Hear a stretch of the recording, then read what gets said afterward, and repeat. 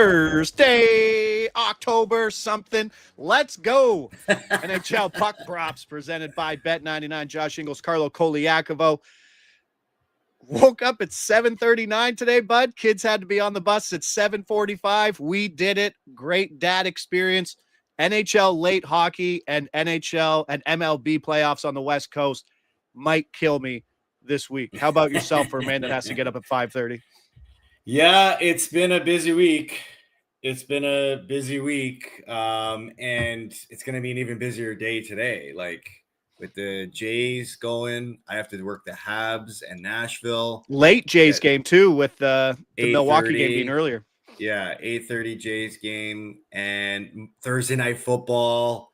Leafs are playing. Like, it's a great day for me to be at home in my studio where I can watch the 4 screens, but instead I'm going to be in studio with the TV tower having everything going at once. So yes, it's going to be a busy day. Yeah, appreciate it. Big views yesterday. Maybe one of our most viewed shows of all time. Not even counting the live views here. But let's push that up to the 2K number today on a big slate. So appreciate all the pumpers. Happy to see you all there. Weird day yesterday. Weird day. Morning all to JPC 4th. Way to go. Your Red Wings won. Insight. Appreciate you pumping the pumpers. Good morning, pumpers. Morning, fellas. Brewski. The chat is buzzing. Pinto and Greg were sharp. How do you feel if you're Ottawa and give up an 8-pack to Buffalo? That's tough, man. And that's your first game without Brady Tkachuk, too. Or who's worse, them or St. Louis? Well, they're both bad. I mean, nothing's good when you give up an 8 spot, but I think for Ottawa in particular, a lot of uneasy emotions stemming from last game where you lose your captain and the next 2 days you're trying to figure out how long you're going to be without him. You're going into Buffalo where there is so much pressure on that team to not just win, but score goals. And then you give them an 8 spot. And they tried to celebrate it by wearing their new jersey, which I think are absolutely. Thought it was the Flames. Well, you thought they were the Flames? I thought they were on the ice. I'm like, look at this. I think they're so sharp, those jerseys. I absolutely love them. I'm a big fan. But yeah, I mean, bad, absolute bad. Jackass Blues. Yeah. I gotta add a play that I forgot. So I always appreciate the chat getting me going, and it's going to be the first game. Now I got to navigate some stuff here. I got to add a banner. CBJ. Can anybody guess what it is? It was in the chat. What's your best guess for CBJ? Yeah. Is it going to be a player point? Close. It's going to be a power play point. Okay, so it's probably going to be Voronkov. Charlie Coyle. What? Charlie Coyle plays for Columbus? Oh, no, he plays for Columbus. Yeah.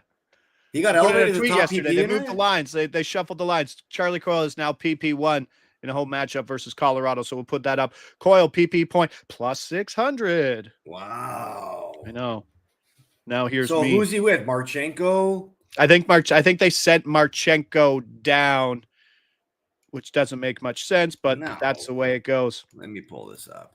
There, you pull it up. I also got on this game Marty Necas assist minus 105, and then Marty Necas 2 assists at plus 475 for a half unit. You let me know what that line is.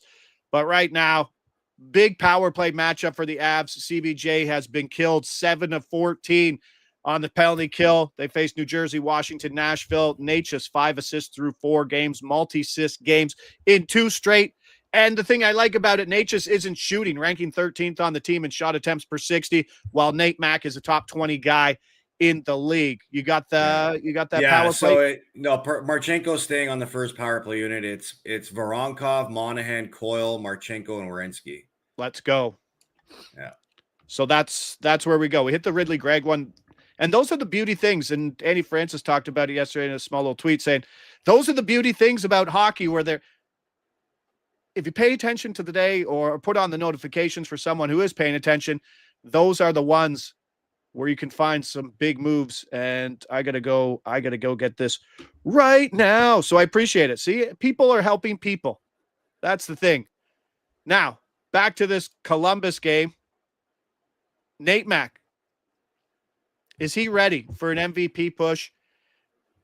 Him and Nate just have 50% of the team's points. You add McCarr, there's 67% of the team's points. McDavid at 175, McKinnon at 350, Kaprizov at plus 1,100, and Eichel at plus 1,600. Who are you taking on that list right now for MVP if you had to bet? It's a tough list because those 1,100s and 1,600 look good. I mean, Eichel and Kaprizov are probably going to be the two that stand out for me. At the price, yeah. Yeah. McDavid at 175 interest you at all? No. It's not good value. It's awful. Yeah. He's playing on a line today. He's playing on a line today with Mangiapane and Tomasek. Yeah, you got to go with you got to go with the 10-to-1s. Yeah, 100%. Look at this engaging stuff. It's all of us trying to get our bets in right now. Live betting action from the boys. But we got a good slate, so let's keep going. Florida, New Jersey. I don't have a play on this game. I just wanted to put out some stuff, though. Daniel Tarasov likely for Florida. Markstrom out for New Jersey. Jake Allen left last game with cramping, so Nico Dawes is up. Not sure if it's Allen or Dawes. Florida mixed up the lines last night, losing to Detroit. Brad Marchand with Lundell and Luosterainen. Maki Samoskevich was skating with Sam Bennett and Jesper Boqvist. And Carter Verhaeghe was skating with Erod and Reinhardt. So it'll be interesting to see. We won't know until game time, right? Because on the back-to-the-back, they'll probably have an optional skate today, no? Yeah, for sure. But he won't push like that's a vet. They don't have to go. No. Not that team. Do some teams have to? Not this early in the season. No. I mean, they're back-to-backs are probably going to be treated the same, and that's always going to be optional. All right. Good stuff. But I really don't have a look at this game. I got to see the lines. New Jersey's kind of always the same. I had to lean on a Luke Hughes assist at plus 125, and I don't know. That's where it is. So, but are you still kind of down on Florida and think it's just kind of par for the course after kind of a one-sided game in Detroit last night? I mean, again, Florida's a really hard team to read.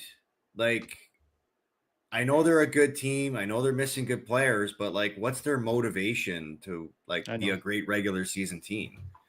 Like this, if anything, this is the time of year to take advantage of Florida because they're probably going to be, they're underdogs in this game, but in most games they're probably going to be favorites. And that's probably where you can get some good value against them because even with Markstrom not in the net, I can't believe Jersey's that big of a favorite. Why are they that big of a favorite? Right. Are you worried maybe on goalie 3 too, right? Well, they got Jake Allen and they called up Nico Dawes. So yeah, but Jake Allen left cramping. I don't know. She was skating. They were skating with Allen, Nico Dawes, and the E-Bug yesterday at practice. And so, okay, even better. Why are they minus 60, minus 160? You think today's a better spot to take Florida? I think so. There you go. That's great value for, even though they're on a back-to-back, but Florida shouldn't be that much of a heavy underdog. I don't think, even though I still, again, I'm a little bullish on Florida right now because I don't really know what team you're getting in Florida. That's why I liked Detroit yesterday, even though they were missing Raymond. I try to avoid that term in general because I've overthought it too much, bullish and bearish, because I confuse them constantly. So I just don't say it. Even though it's a good term. So don't even try to teach me what it is because I'll forget. Nashville, Montreal. You're doing the panel today. 7-piece suit, I heard, playing brand new bow tie. 7-piece suit. Yeah. Did you got your suit picked out? Not really. Did you add new suits to the closet? Not yet. No. Buddy, come on. Yeah, I know. All right, Nashville, Montreal. Montreal minus 155, over under sitting at 6. You got me excited for Demidov. He got me excited last game. We'll take a point at plus 140. He's a tough guy to stack. I'm seeing insights there, putting together something with Bolduc and Hudson assist, using some boosting, but there's no one on his line he plays with. And He's power play too, so he's driving this line. I'm also going to take the assist plus 290 for a half a unit. 2 assists. Like if you want to get real greedy, Demidov and Natchez, both like 2 assists. Demidov for 2 assists is plus 1,500. What? Wow. Big. It's very big. Again, in Nashville just put up a 7 spot. Obviously, you're going to get Saros in that, so it's going to be a little bit of a better goalie matchup for Nashville. For sure. But yeah. That's where my worry is. Right after Nashville kind of got beat up by Toronto, do you think they'll tighten up here? Yeah. I mean, that's the natural response. Ooh, sure. There's Jonathan Davis. Good to see you, pal. Habs are home favorites for just the 21st time in 124 home games. Habs are 16-4 in the previous 20 home games as a favorite. Montreal in regulation. Hey now, Jonathan minus 155 Davis. On it. Demidov did bookend that exciting 5-4 win. Early assist to Newhook ties it up. And this is the worst handicapping ever. Upper Deck Series 1 just released yesterday. Who's in it? Demidov. Remember who was hitting last week? Last year when Series 2 came out, it was Celebrini, Michkov, and Smith, I think, all pointed in that game after the release. After they came out? Oh, so you're saying the release day it's going to be the release day angle for Upper Deck for their rookie cards is the angle. But do you have a price on? Do you have a price on a Demidov yet or no? Demidov raw. I know guys who've sold it for $300 already. Really? And Lane Hudson was $100. I don't get it. Yeah. I'm waiting for my Hudson. I got a Hudson last year. Rich H. And I went to get it graded. So if it comes can't wait for your 7 to come back. If it comes back like a Bedard, 10 out of 10, I could be staring at a $500 card. Oh, look at you, Mr. Investment. Yeah. Speaking of investments, I don't think we should be investing in the Rangers offense. Toronto minus 150 home favorite, over under sitting at 6. Not a lot of 6.5s on the board right now. Here I am, the first under of the year. You're going it, eh? I'm doing it. Why? I get it. Like the Rangers have been shut out 3 times, all at home. I just think Toronto coming off some very loose hockey that isn't what Craig Berube wants. Sooner or later, they have to tighten up and play. And I think versus a New York Rangers team tonight at home in a game. Do you think there's any more run time in this game because of the Jays game or no? It's a good question.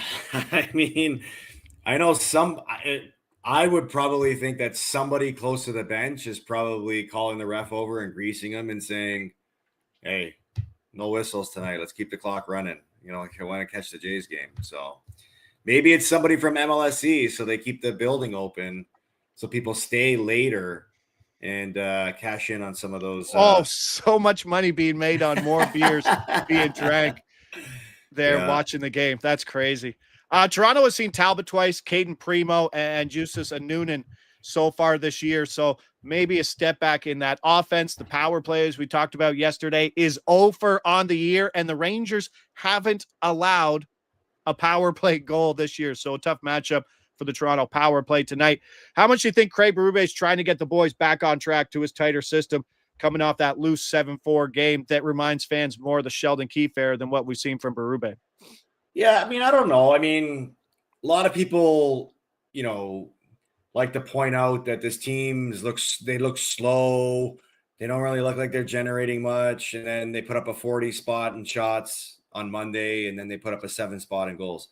I think at this time of the year, it's really hard to expect your team to play the way you want them to play. I think you need about a 2-week sort of grace period to allow everybody to be caught up to pace. And in doing that, you've got to accept that there's going to be some loose defense being played and maybe some more goals than you probably should be scoring or giving up, on a nightly basis. Habs Relic with a good $5 bet yesterday. Rally home run, Springer home run. Mike Swingle saying Michkov and Ehlers 1 point each plus 225. Those are 2 ghosts on the entire year. I don't know, much like Sean Monahan, I don't know if they're even dressing.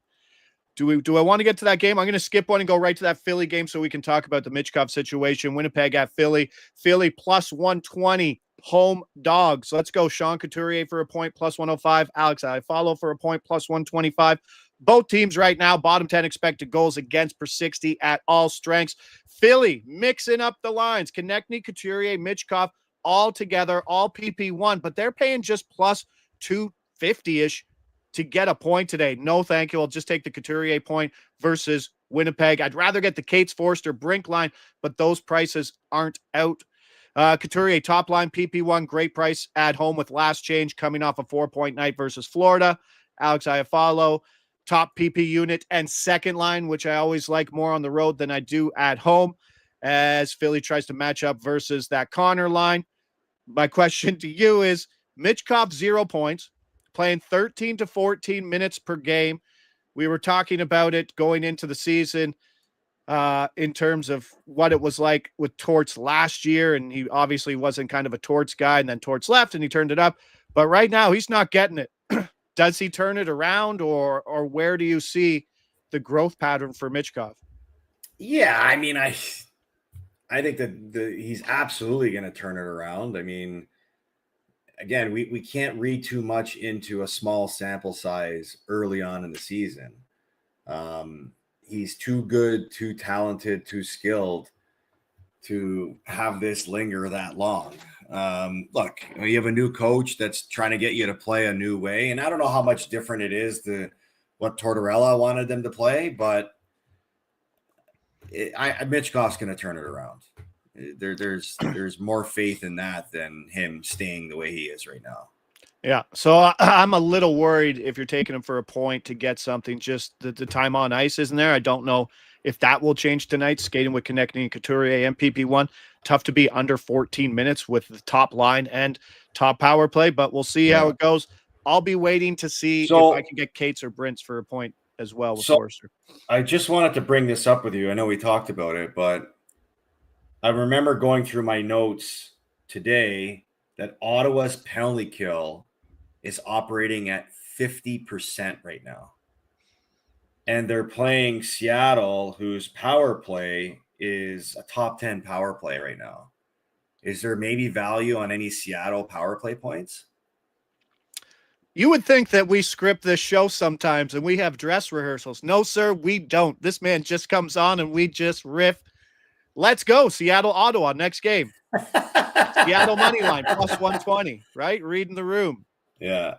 Beniers and Eberle, point each, plus 220. Oh, so I'm overdoing. This is what I want to do. So I'm gonna go. You can go Beniers, Eberle too. That was plus 220. I don't mind that one. That's the top line without McCann. McCann doesn't really boost it enough. I'm happy to just take the two. But this is I'm gonna get this one boosted at bet 99 today. Eberle and Beniers and Pinto and Giroux. That's PP1, line 1 correlated on Seattle.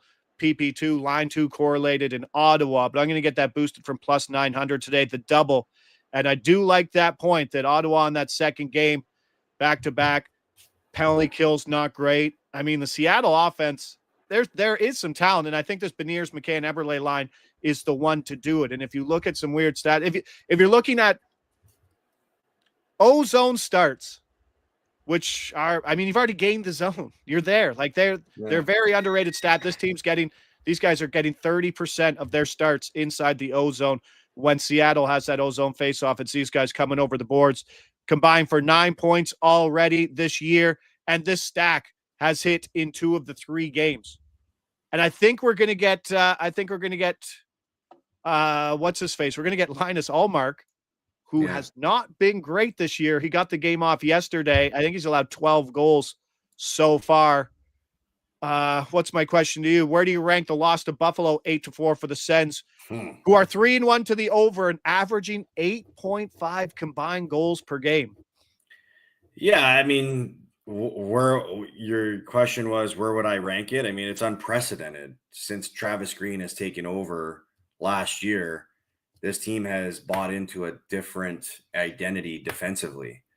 And so giving up 8 goals is very uncharacteristic for this group. Now, you can say anything you want about injuries. I mean, Brady Tkachuk is a forward. It shouldn't impact the way you play defense or the type of goaltending that you're getting.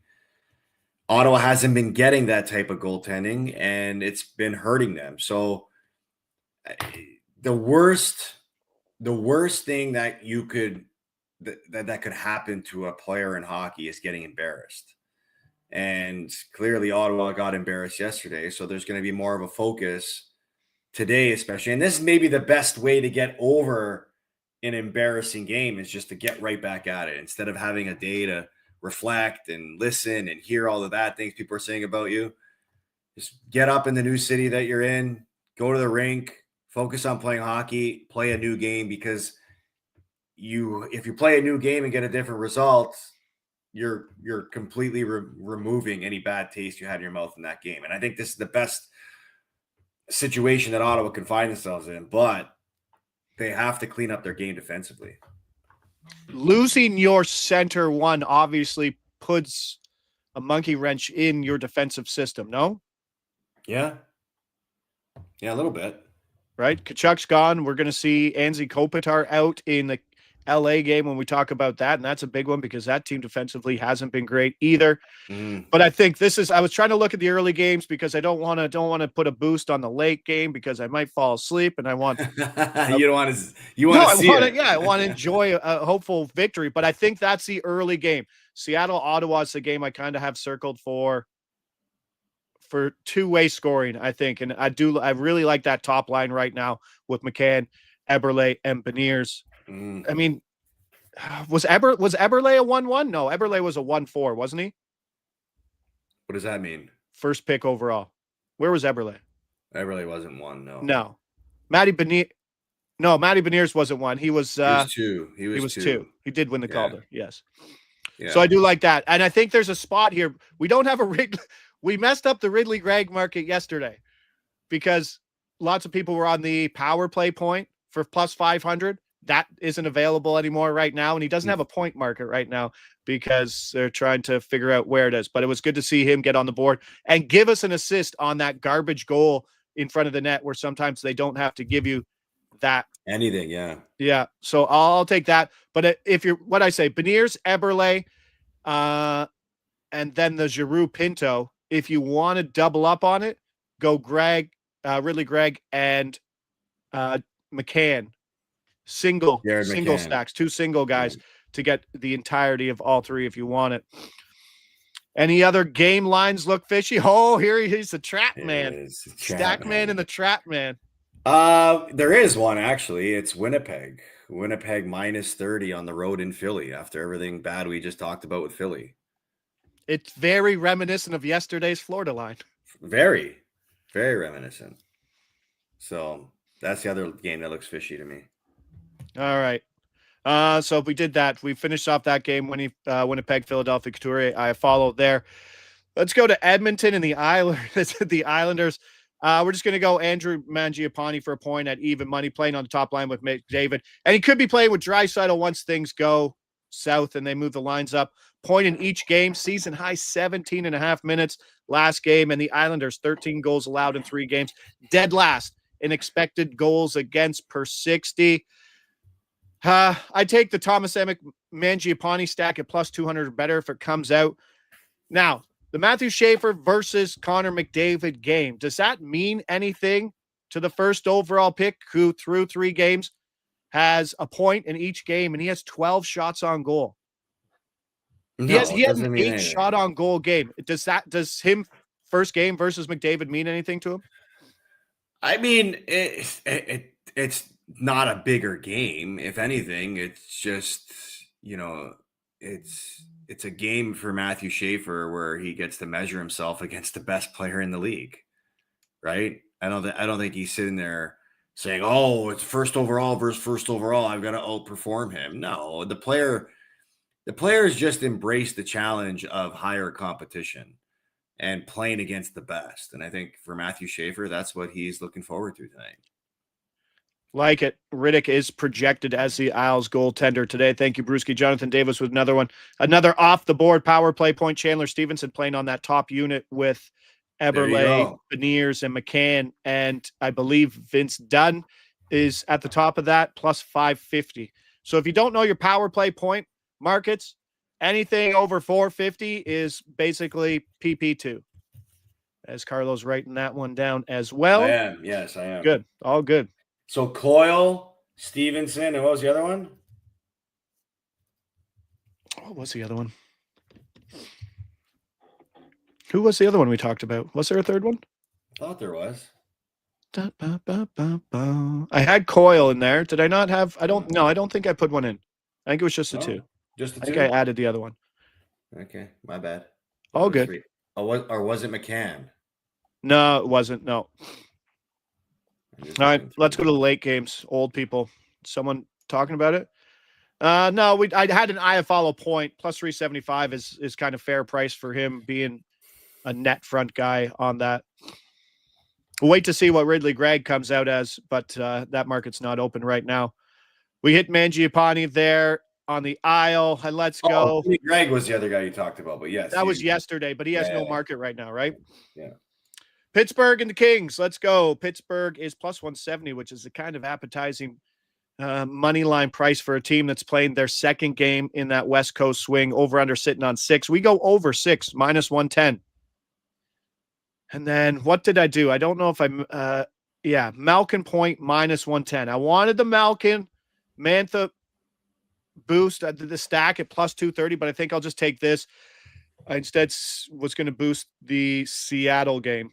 The Kings are uglier on the blue line with Cody Ceci and Brian Dumoulin. They've allowed 4, 3, 5, 4 goals, allowed 2 bottom 10 PKs in this game.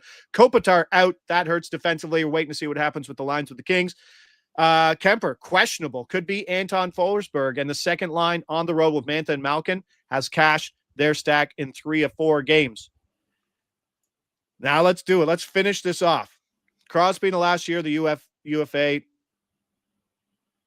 God, where is our probability if Pittsburgh is not competitive of him going somewhere? 1 in 5, 1 in 10. It should be 100%. I mean, like, come on. Does the Olympics and him talking to people mean anything more this year than it would in other years? I thought would have been last year. I mean, with the Four Nations playing with McKinnon, it would have, excited him a little bit to go play with a good player and try to win a Stanley Cup, but it didn't. And I don't know. He's a weird guy to read, man. Like, I don't know why staying in Pittsburgh is so important to him. I mean, winning should be important to him. And if I was him or somebody close to him, I'd be advising him to prioritize that. But I don't know. He's a weird one. I don't know what Gino's contract is, but if you had to bet on it this year, who gets moved? If Gino's like 1 or 2 years left, would Malkin go before? I think so. So I'll look it up right now. Brian Weiser in the chat saying Willie Nylander not on the ice today. Did you see anything? Morning skate. Yeah, Malkin's UFA after this year. So they both are. No, Crosby's got this year and next. 2024. I thought he signed that up. Yeah, he signed a 2-year deal. Yeah, so this is his second. So this is his second year. No. He signed a 3-year deal. 3-year deal at 8.7, and Malkin's up this year. Would Malkin fit in a better team as a third line center than a second line center these days? I mean, it could be the same thing that happened to Marchand, right? Rich, as everyone says, Florida. For Malkin? Yeah, no, that's true. That is where people are speculating that he's going to go. Interesting. So something to keep an eye on. Kel has 4 goals in 6 games versus Forsberg, plus 260. Appreciate that as always. Malkin has a house in Florida. Oh, that's right. I remember that people saying that. There you go. Makes sense. Does that really make the move easier? Like if you already. I mean, is the house not the easiest thing to buy? Like as opposed to when you get traded during a season, I mean, you're not focused on buying a house. You're focused on a place to live, whether it's at a hotel or a rental place in the middle of a season. So it always helps that you have one there you can walk right into for sure. But what part of Florida is it in? Is it close to, the Panthers stadium? Like, does it really matter? Would that be the wife's job to buy the house? Honey, I got to focus on hockey. You go buy the house. Show me the pictures. I'll let you know. Yeah. Well, right? For sure. Yeah. They would probably, at least when that's what happened with me when I moved in season, I would go. There you go. Someone asking in the chat, did Carlo get traded mid-season? I got traded once mid-season, but I was by myself at that time and I ended up figuring out my own thing. But I also signed twice a month into the season, and I went and I played and I stayed in a hotel until I was able to find a place. And my wife wasn't with me at the time. So I would work with a real estate agent there. I'd get a couple listings. I'd send it to her. And then I'd say, okay, you talk to the real estate agent about what it is you like. That's a smart man. And then I'll go look at it. Right. 100%. That's a smart man move. Yeah. No. You think it's tough for like women to be with like that takes a special woman. This is so weird. It takes a special woman to be married to a professional athlete just because you just have to roll with everything that goes. Yeah, but it's kind of an understanding of that's what exactly. Yeah. You're getting yourself into. And the woman's decision is the most important one because she's got to live at that place more than you do. When you're traveling, you got to be there. You got to be comfortable. You got to enjoy what it is you have. So I don't care. Give me a bed, give me a toilet, give me a kitchen. I'm good. I don't care what the like prison talk. Yeah. Give me a bunk, give me a toilet, give me a hot plate. We're ready to go. That's just tuning in. What's going on, Darren? Folks, we're talking about women here. That's what we're talking about. It's not the easiest thing to be married to a goon like Carlo, but it's good work. I appreciate it. Big slate. A ton of 7 o'clock games. If you haven't looked, I think there's like 6 7 o'clock games. So if you're in the region, keep an eye out for Carlo on the intermission for the Habs game. Hopefully he's celebrating. If we get the Demidov point early. Oh, yes. Okay. Flick your earlobe 4 times on air so the pumpers know that. Great goal by Demidov. Yeah. No. Great assist from Demidov. Great assist from Demidov. Can't believe he got two. What's going on with your ear? Period. Oh, no, there's this bug hovering. He's buzzing around my ear. Hey, big day. Stacks will come out later. It's a big stack day, too. Got to wait to see. There's a lot of line stuff. But right now, it takes a special person to bet all those stacks. And you always have to be aware of how much you're betting, like for sure. If you're new to hockey, just stick to these, right? Here's our best 5-7 plays on 11 game slate. This is what goes into work. Stacks are a different breed, but if you're looking for the best hockey content right here, NHL Puck Props presented by Bet99. If you're just signing up there, code covers NHL. That's what you put in. Josh Ingles, Carlo Colaiacovo, Thursday in the books. Great day for sports, Carlo. Lead us out, pal. One of the best. Let's make it a good one. Ciao. Scatman, yo,